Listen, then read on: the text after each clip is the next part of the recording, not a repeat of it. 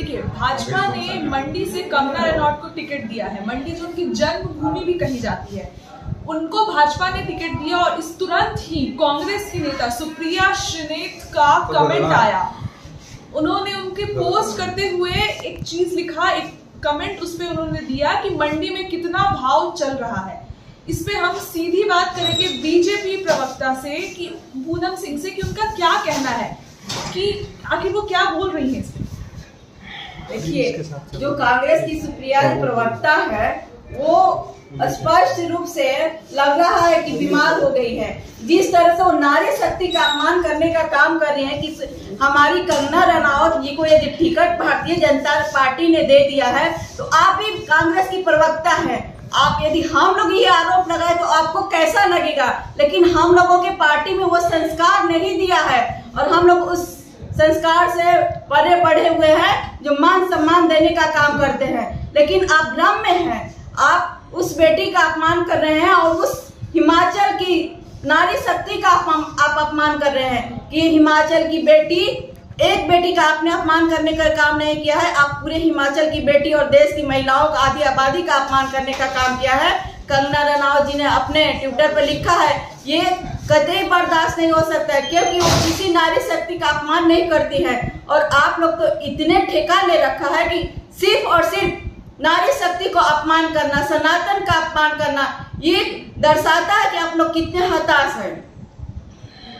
अच्छा, ये सुप्रिया श्रीनेत का ऐसे भी कांग्रेस के पहले स्मृति ईरानी पे भी कमेंट आया था, इस पे क्या बोलिएगा मैम?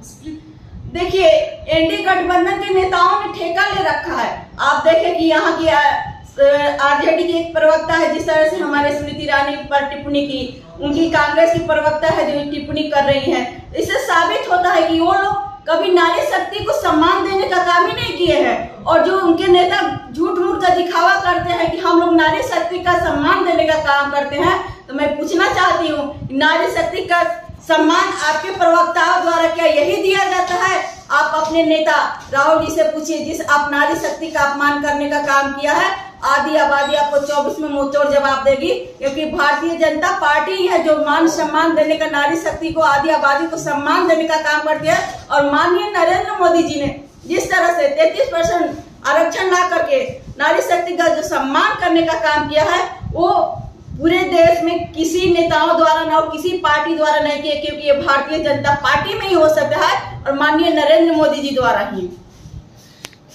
पोस्ट के बाद उन्होंने तुरंत वो पोस्ट डिलीट कर दी और बयान में उन्होंने कहा कि उनके ट्विटर की जो अकाउंट है, पैरोडी अकाउंट, वो किसी और के पास थी बट वो डिलीट कर दी गई।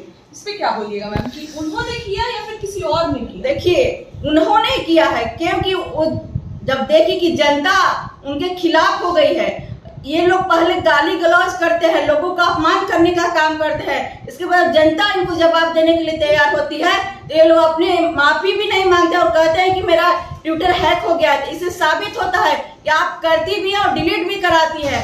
आप कितना गिरिएगा, आप धैर्य रखिए, क्योंकि 24 में यही नारी शक्ति आपको अपना अधिकार दिखाने का काम करेगी कि नारी शक्ति का अधिकार क्या होता है। और आपके नेता जो घूम घूम के चल रहे हैं ना, बिहार में आपका एक भी खाता नहीं खुलने जा रहा है क्योंकि 40 की 40 seat Bharatiya Janata party NDA की सरकार बनने जा रही है और माननीय नरेंद्र मोदी जी तीसरी बार प्रधानमंत्री बनने जा रहे हैं। तो देखा आपने किस तरीके से इस पे पूनम सिंह का बयान आया है और किस तरीके से ये चरित्रहीन वाले कमेंट पे ये बात कर रही है। इसी तरह की खबरों के साथ बने रहे न्यूज़ PR के साथ।